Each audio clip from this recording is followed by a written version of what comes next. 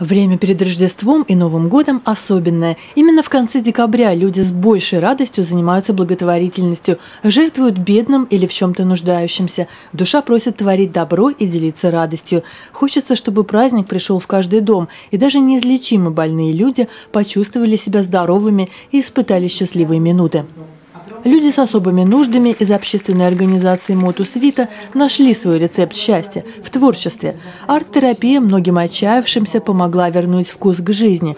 Вот такие изделия они создают своими руками.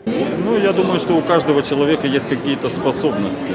Вообще цель этой арт-терапии, это главное, что человек сам себя вытаскивает из трясины вот этой повседневной злости, недовольства, депрессии, и сам радуется в процессе творчества. А если еще получается у него что-то, чем он может порадовать других, это вообще прекрасно, это вообще супер.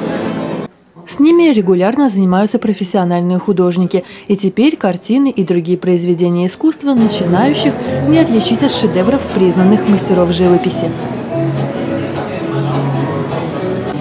Эта выставка, а я ежегодно бываю на всех выставках «Мотус Вита», безусловно, отличается тем: больше авторов, разнообразие жанров, и, что меня очень радует, от простых поделочных техник художники, авторы этой выставки перешли к оригинальным работам и переходят все больше и больше, и в них не убывает радости. Но кроме того, творчество еще имеет одну такую необычную функцию. Оно лечит душу, а значит и благотворно влияет на общее здоровье человека. И самое интересное, что этот процесс лечения совершенно безболезненный и приносит огромную радость. Для того, чтобы жизнь сделать лучше людям, которым очень трудно, организация «Мотус Вита» — это мощное лекарственное средство. Но я открою такой секрет. Мне кажется, что помогает оно не только самим членам общества «Мотус Вита», людям, страдающим редкими заболеваниями, но это средство помогает мне. Для меня «Мотус Вита» лекарство от депрессии, от уныния, от каких-то неприятностей в жизни, которые кажутся огромными, а потом придешь, посмотришь, что преодолевают люди для того, чтобы рождать искусство, чтобы видеть жизнь такую красочную. Понимаешь, что все чепуха.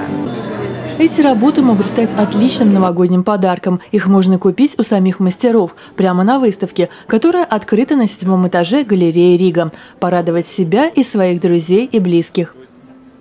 Те, кто приобретут сегодня эти работы, могут совершенно в полном праве говорить о том, что они обладатели работ в стиле искусства от брют.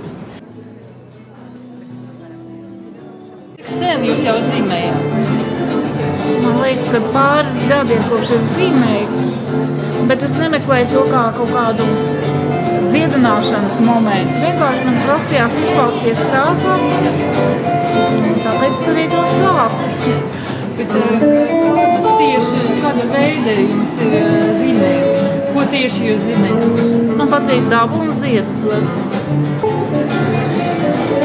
Manuprāt, ir jāklausās savā sirdī, jo Dievs katram ir ielicis kaut ko īpaši viņā. Un tas prasās uz āru. Mums varbūt reizēm pietrūkst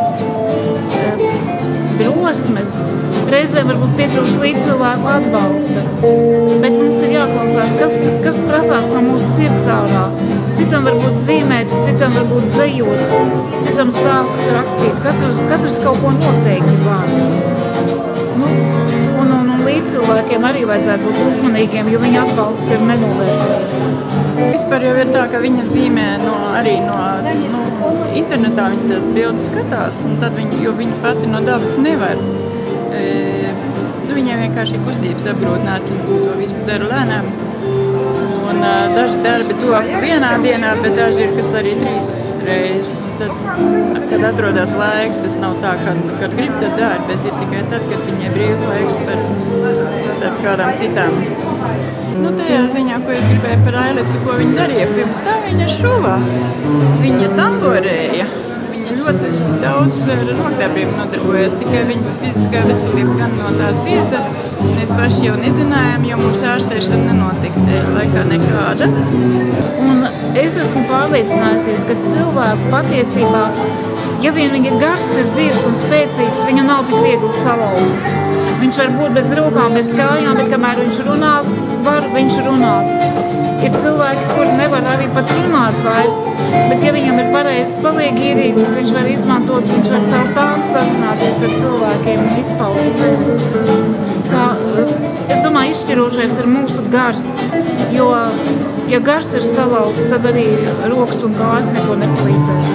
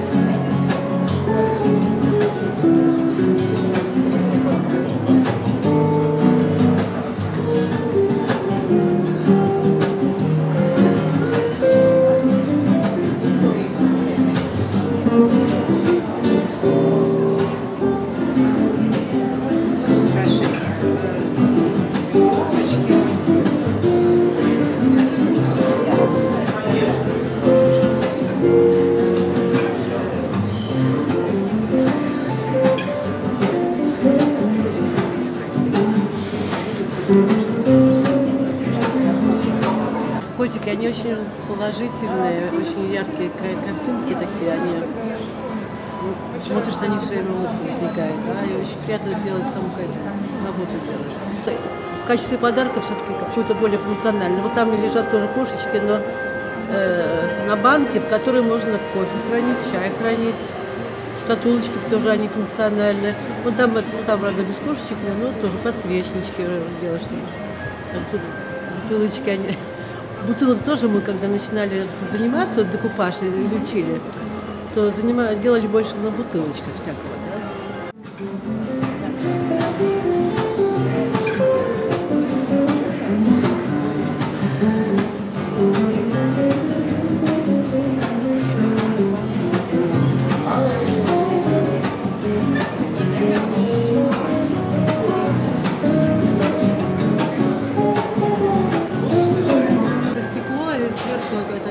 Декорируется акриловыми красками.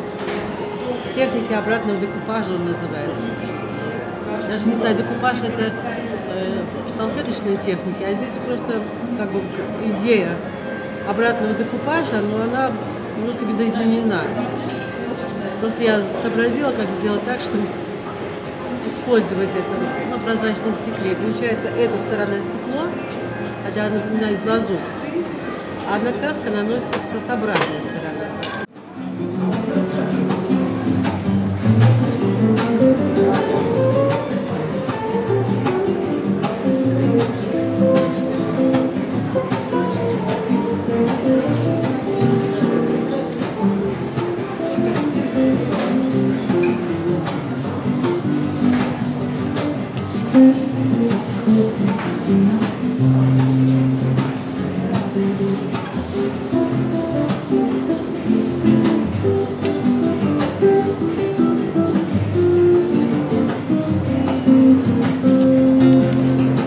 Patīk akvareles un pēc iespējas dzīvespriecīgāk.